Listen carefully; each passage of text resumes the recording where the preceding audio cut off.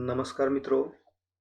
Banking सेक्टरमध्ये career करू इच्छिणाऱ्या युवक-युवतींसाठी स्टेट बँक ऑफ इंडियामधील ज्युनियर असोसिएट त्याचबरोबर प्रोबेशनरी ऑफिसरची भरती ही एक महत्त्वाची पर्वणी असते. 17 नोव्हेंबर 2023 रोजी स्टेट बँक ऑफ इंडियाने 8,283 पदांची भरती परीक्षेची जाहिरात प्रसिद्ध केलेली आहे. यानुसार ज्युनियर असोसिएट या पदासाठीची ही भरती प्रक्रिया सुरू करण्यात आलेली आहे. मित्रो, स्टेट बँक ऑफ इंडिया ही देशातील सर्वात मोठी बँक असून या बँकेमध्ये ज्युनियर असोसिएट किंवा प्रोबेशनरी ऑफिसरसाठी अनेक युवक-युवती प्रयत्न करत असतात. मित्रो, स्टेट बँक ऑफ इंडिया ही देशातील सर्वात मोठी बँक असून की या बँकेच्या देशभरामध्ये 22,219 शाखा कार्यरत आहेत. त्याचबरोबर 229 शाखा जगातल्या विविध 31 देशामध्ये कार्यरत आहेत. याबरोबरच या बँकांनी बँक करस्पॉन्डंटच्या माध्यमातून 76,089 एवढे आउटलेट्स हे सुरू केलेले आहेत. सध्या स्टेट बँक ऑफ इंडियामधील एम्प्लॉईची संख्या विचारात घेता 1,06,429 ऑफिसर्स, 95,992 असिस्टंट, 32,138 सबऑर्डिनेट स्टाफ आणि 5,639 कॉन्ट्रॅक्च्युअल ऑफिशियल्स हे काम करताना दिसतात. स्टेट बँक ऑफ इंडिया हे अनेक वेगवेगळ्या वित्तीय क्षेत्रामध्ये कार्यरत असून या बँकेच्या माध्यमातून वेगवेगळ्या 14 सबसिडियरी संस्थांची स्थापना करण्यात आलेली आहे की ज्यामध्ये SBI life, SBI card and payment services, general insurance, fund management, capital market limited, SBI cap securities limited, SBI pension fund private limited, SBI venture capital, SBI cap trustee company limited यासारख्या एकूण 14 संस्था या state bank of इंडियाद्वारे चालवल्या जातात.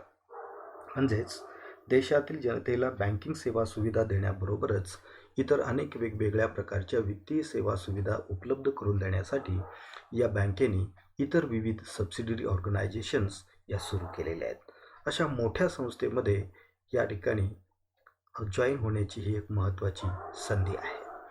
मित्रो, सध्या जी जाहिरात प्रसिद्ध करण्यात आलेली आहे त्या जाहिरातीनुसार junior associate customer support and sales या पदासाठी त्या ठिकाणी जाहिरात देण्यात आलेली आहे की ज्यामध्ये SCसाठी 1,284 पदं आहेत, ST कॅटेगरीसाठी 748, OBC करिता 1,919, EWS करिता 817, जनरल कॅटेगरीकरिता 3,515 अशी एकूण 8,283 पदांची ही भरती आहे. या भरती परीक्षेसाठी अर्ज करण्यासाठी पात्रता जी निर्धारित करून देण्यात आलेली आहे ती कोणत्याही शाखेचा पदवीधर युवक-युवती हा या जाहिरातीनुसार अर्ज करू शकतो. परंतु ज्या उमेदवाराचे ग्रॅज्युएशन 31 डिसेंबर 2023 अखेर पूर्ण होणार आहे किंवा यापूर्वी ते पूर्ण झालेलं आहे, ज्याच्या हातामध्ये या तारखेपर्यंतचं मार्कशीट मिळू शकेल किंवा यापूर्वीचं मार्कशीट त्या ठिकाणी ग्रॅज्युएशनचं उपलब्ध आहे, असे उमेदवार या पदासाठी अर्ज करू शकतात. यासाठी वयाची अट जर आपण विचारात घेतली तर मिनिमम 20 व मॅक्सिमम 28 वर्ष ही वयोमर्यादा निर्धारित करून देण्यात आलेली आहे. ही वयाची गणती 1 एप्रिल 2023 या तारखेला केली जाणार आहे. अर्थात SC/ST करिता 5 वर्षाचं एज रिलॅक्सेशन असेल, OBC करिता 3 वर्षाचं एज रिलॅक्सेशन असेल.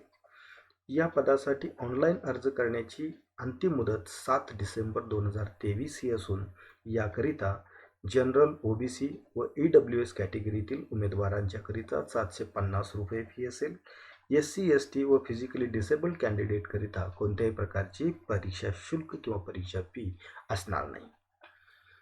त्याबरोबरच या ज्युनियर असोसिएट पदाची जे काही परीक्षा होणार आहे त्यामध्ये 2 महत्त्वाच्या परीक्षा असतील. एक म्हणजे प्रिलिमिनरी एक्झाम, ती साधारणपणे जानेवारी 2024 मध्ये होईल. ती 100 मार्काची ऑनलाईन MCQ टाईप परीक्षा असेल. तर मेन्स एक्झाम फेब्रुवारी 2024 मध्ये होईल, जी 200 मार्कांची MCQ ऑनलाईन परीक्षा असेल. फायनल सिलेक्शन हे प्रामुख्याने मेन्स एक्झामला मिळालेल्या मार्क्सवरती त्या ठिकाणी होईल. त्याबरोबरच या जाहिरातीमध्ये आणखीन एक महत्त्वाची बाब नमूद केलेली आहे ती म्हणजे सध्या जे स्टेट बँक ऑफ इंडियामध्ये ट्रेनी अप्रेंटिस म्हणून काम करत आहेत आणि ज्यांनी जो पिरियड कंप्लीट केलेला आहे अशा कॅन्डिडेटकरिता 2.5% ग्रेस मार्क्स म्हणजे एकूण 200 मार्कांच्या 2.5% म्हणजे 5 मार्क्स हे बोनस मार्क्स म्हणून त्या ठिकाणी या कॅन्डिडेट्सना मिळणार आहेत. अर्थात त्यासाठी तुमच्याकडे व्हॅलिड अप्रेंटिसशिप पूर्ण केल्याचं सर्टिफिकेट असणं हे आवश्यक आहे.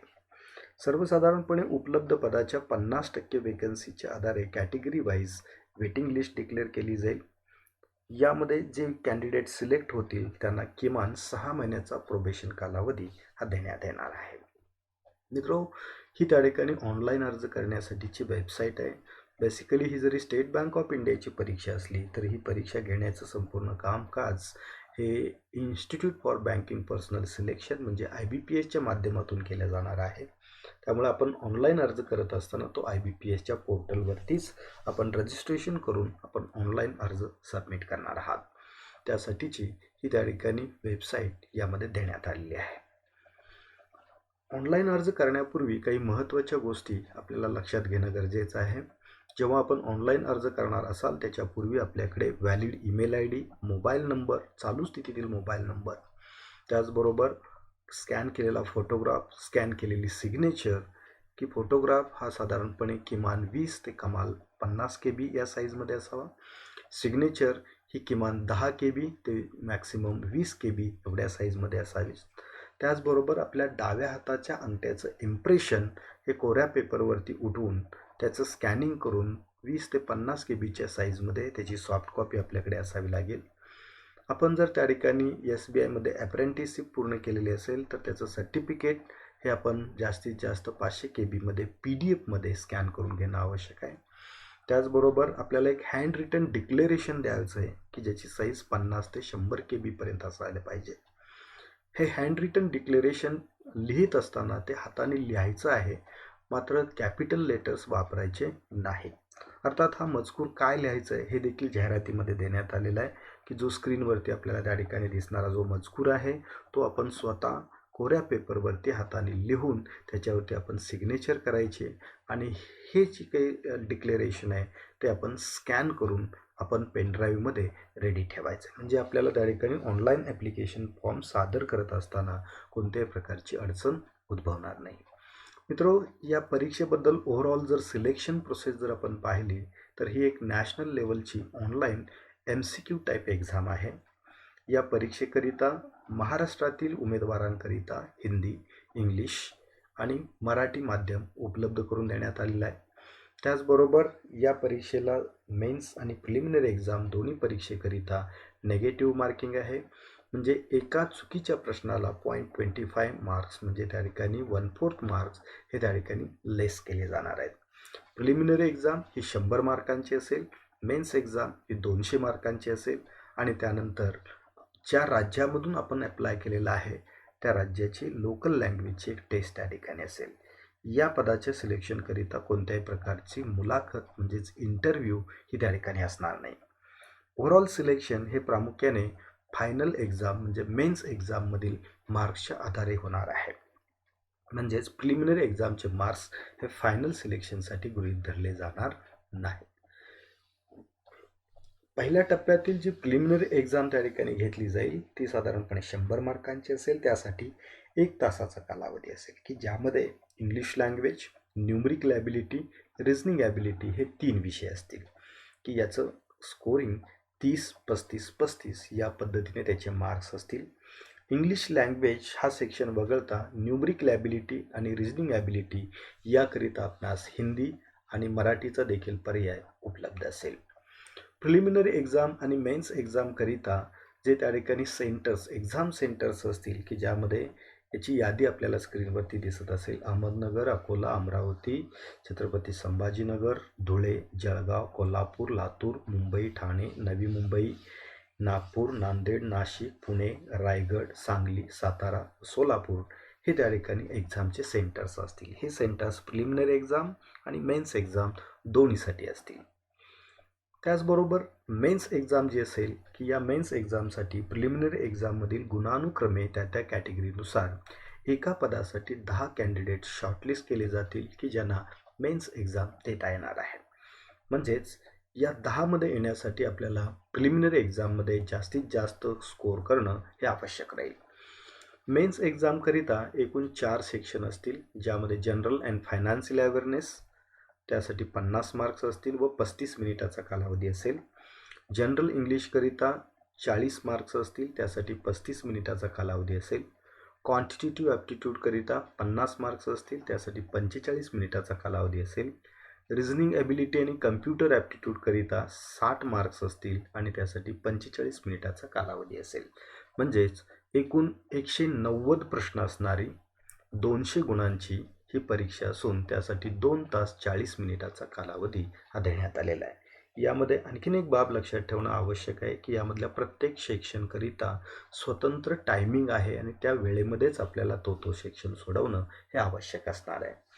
त्याचबरोबर या मेन्स एक्झाममधल्या स्कोअरच्या बाबतीमध्ये नव्याने जी प्रोव्हिजन या जाहिरातीमध्ये दिसते आहे ते म्हणजे जे कॅन्डिडेट यापूर्वी स्टेट बँक ऑफ इंडियामध्ये SBI अप्रेंटिसशिप म्हणून काम पूर्ण केलेलं आहे आणि त्यांच्याकडे व्हॅलिड सर्टिफिकेट आहे, अशा कॅन्डिडेटला 200 मार्क्समध्ये त्यांनी मिळवलेले परीक्षेतील मार्क प्लस त्याला त्या ठिकाणी 5 मार्क्स हे त्या ठिकाणी बोनस मार्क्स म्हणून त्या ठिकाणी दिले जाणार आहेत. म्हणजेच सध्या SBI अप्रेंटिसशिप पूर्ण केलेल्या विद्यार्थ्यांना याच्यामध्ये एक अधिकचा फायदा या सिलेक्शनसाठी मिळणार आहे. सर्वसाधारणपणे सिलेबस जर आपण या परीक्षेचा जर आपण पाहिला तर त्याच्यामध्ये logical reasoning, numerical ability, English लँग्वेजकरिता साधारणपणे हे वेगवेगळे घटक या परीक्षेसाठी असतील. अर्थात प्रत्येक परीक्षेला काही प्रमाणात यामध्ये बदल होत असतो. त्यावेळी त्या ठिकाणी स्टेट बँक ऑफ इंडियाकडून केल्या जाणाऱ्या डिक्लेरेशनकडे आपलं लक्ष असणं आवश्यक आहे. अर्थात प्रिलिमिनरी एक्झामकरिता ओव्हरऑल आपण जर पाहिले तर हे टॉपिक्स या प्रिलिमिनरी एक्झामसाठीचे असलेले आपल्याला दिसून येतात. मेन्स एक्झामकरिता reasoning ability, quantitative aptitude, English लँग्वेजकरिता हे साधारणपणे वेगवेगळे कंटेंट्स हे परीक्षेसाठी त्या ठिकाणी असतील.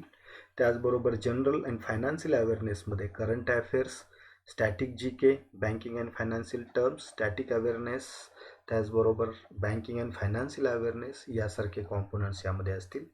कम्प्युटर अवेअरनेसमध्ये hardware, software, generation of computers, DBMS, networking, internet, MS office, input output devices, important abbreviations यासारखे कॉम्पोनंट्स मेन्स एक्झामसाठी त्या ठिकाणी असतील.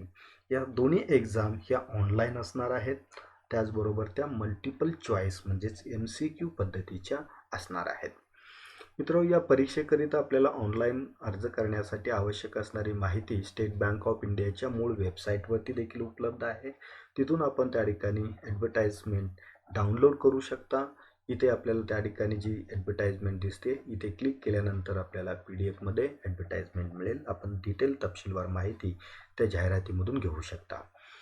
आणि ज्यांना डायरेक्ट ऑनलाईन अर्ज करायचं आहे त्यांनी या IBPSच्या वेबसाईटवरती जाऊन देखील थेट आपण ऑनलाईन अर्ज रजिस्ट्रेशन करू शकता. जेव्हा आपण या वेबसाईटवरती क्लिक कराल तेव्हा त्या ठिकाणी आपल्याला ती वेबसाईट दिसेल आणि तिथे जाऊन आपण अप्लाय करू शकता. मित्रांनो, या परीक्षेची तयारी करून घेण्यासाठी Dhananjayrao Gadgil college of commerce Satara या साताऱ्यातील महाविद्यालयामध्ये सुरू असलेल्या IBPS बँकिंग रिक्रुटमेंट गायडन्स सेंटरद्वारे डिसेंबरपासून विशेष बॅच या ठिकाणी सुरू करण्यात येत आहे. या बॅचचा कालावधी संपूर्णपणे 4 महिन्याचा कालावधी असेल आणि 1 महिना ॲडिशनल स्टडी रूम आणि लायब्ररी फॅसिलिटी आपणास उपलब्ध करून देण्यात येणार आहे. या सेंटरला प्रवेश घेणाऱ्या विद्यार्थ्यांना या महाविद्यालयातील सुसज्ज library, computer lab, study room, त्याचबरोबर एक्सपर्ट लेक्चर्स या सर्व सुविधा या ठिकाणी उपलब्ध होणार आहेत. लेक्चरचा कालावधी हा साधारणपणे 11:30 ते 1:30 या कालावधीमध्ये लेक्चर्स घेतले जातात. ही बॅच संपूर्णपणे फिजिकल बॅच आहे, म्हणजे कोणत्याही प्रकारची ऑनलाईन लेक्चरची सुविधा याच्यामध्ये आम्ही ठेवलेली नाही आहे. म्हणजे क्लासरूम टीचिंग याच्यामध्ये केलं जाईल. त्यासाठी आवश्यक असणारे तज्ज्ञ व अनुभवी शिक्षक यासाठी नियुक्त करण्यात आलेले आहेत. या केंद्राच्या माध्यमातून अनेक युवक युवती वेगवेगळ्या राष्ट्रीयकृत बँका, खाजगी बँका यांच्यामध्ये probationary officer, management trainee, specialist officer, clerk, त्याचबरोबर ऑफिसर स्केल 1 यासारख्या विविध पदावरती कार्यरत आहेत. तर आपणही स्टेट बँक ऑफ इंडियामधील या जाहिरातीचा लाभ घेण्यासाठी व यासाठी आवश्यक असणारी पूर्वतयारी करण्यासाठी आपण हा क्लास जरूर त्या ठिकाणी जॉईन करावा. यासाठी आवश्यक असणारी माहिती स्क्रीनवरती आपल्याला दिसत आहे.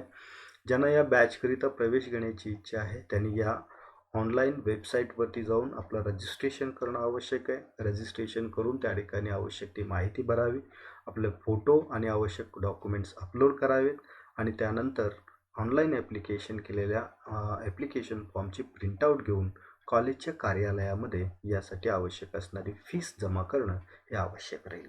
तर विद्यार्थी मित्रो, स्टेट बँक ऑफ इंडियामधील ही जी काही मोठी भरती सध्या सुरू आहे, या भरतीचा आपण जरूर त्या ठिकाणी लाभ घ्या. आवश्यक माहितीसाठी किंवा या बॅचच्या संदर्भात अधिक माहितीसाठी आपण स्क्रीनवर दिलेल्या मोबाईल नंबरवरती कॉन्टॅक्ट करू शकता. आपणास आवश्यक असणारी माहिती उपलब्ध करून देण्याची व्यवस्था केली जाईल. धन्यवाद.